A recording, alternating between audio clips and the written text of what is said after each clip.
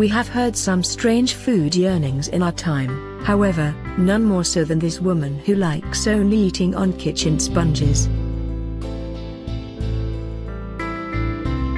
Do not be concerned, though. She eats them in some apple-flavored fairy liquid first to have them taste better and takes out the scouring pad before eating them.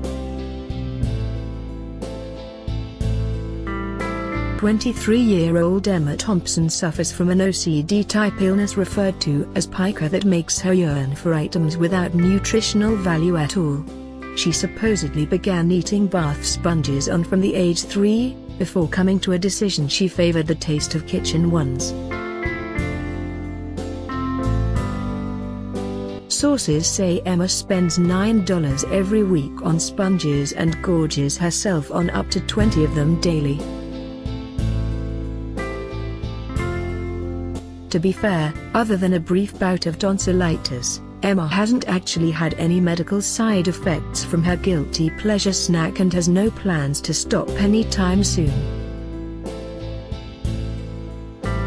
But experts have cautioned her that her love of sponges might return to haunt her, not least due to the potentially hazardous chemicals in the washing up liquid.